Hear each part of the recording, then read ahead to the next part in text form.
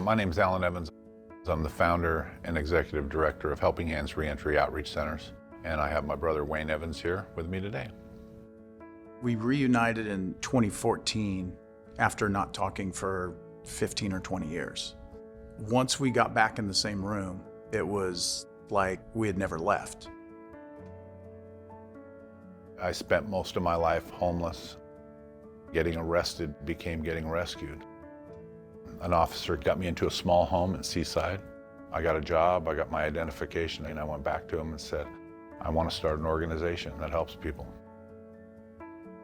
In about 2012, I received a message over social media. Hey, this is your brother. I'd like to reconnect. Through the history that we had together, I was very cautious. And I said, you can write me here, I'll write you back, but let's not do anything more than that right now. And we did that for a couple of years. Then one day in I think it was late 2013, I got a letter. Sorry. It convinced me to take a chance. Helping Hands Reentry Outreach Center is a trauma-informed, data-driven, person-centered organization that serves the homeless in 5 Oregon counties. When we started to do individual reentry plans, every person who came in, we did a series of questions. We did it all on paper. After Wayne and I started having conversations, I was all excited. Look at what we're doing, you know, we're so far ahead. That's when he told me about who he is and what he does.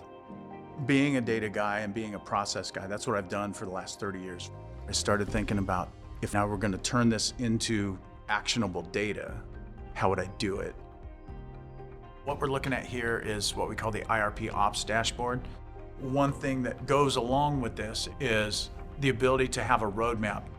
If you can see your progress in a graphical format that makes sense to you, that has a motivating impact on somebody to continue. How do you break down different characteristics of trauma and identify resources that you need? This is exciting for us because we can make adjustments if people are falling at certain points. We were pulling data that nobody expected. 33% of the people coming through our door with mental health issues, and less than 4% of them people in communities are being treated. What we're seeing is the fastest growing population of people being referred to us are senior citizens. The second fastest is mothers with children. We're working with daycare models to make sure that mothers with children have daycare opportunities. Why it's being driven by data, it's also creating policies and procedures. When you tie those two things together, that's why it works. People begin to listen when you've got the data to prove exactly what you're talking about.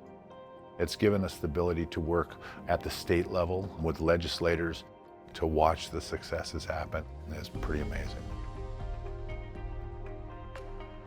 This is a 1 in a million thing that's happening right here, right now. Us both sitting here having this conversation.